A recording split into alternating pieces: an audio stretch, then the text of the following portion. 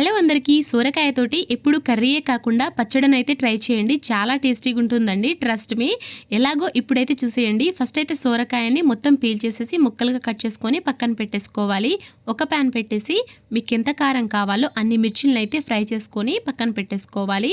అందులోనే నువ్వులు, జీలకర్ర, ధనియాలు అండ్ మీకు మినపగుండ్లు అందులో కావాలంటే మినపగుండ్లు, శనగపప్పును కూడా వేసుకొని ఫ్రై చేసుకోవచ్చండి, యాడ్ చేసుకోవచ్చు. అవన్నీ తీసేసి అందులోనే సోరకాయ ముక్కలను అయితే ఇలా ఆఫ్ ఫ్రై అయిన తర్వాత అందులోనే పుదీనా వేసేసి కొత్తిమీర ఉంటే అది కూడా వేసుకొని ఈ రకంగా అయితే ఫ్రై చేసుకోండి. వీటన్నిటిని మిక్సీ జార్లోకి తీసుకొని అన్నిటినీ మిక్సీ పట్టుకోవాలి. ఇందులోనే ఎల్లిపాయ రెబ్బల్ని అండ్ సాల్ట్ని వేసుకొని మిక్సీ పట్టుకోండి. చాలా టేస్టీగా ఉంటుందండి.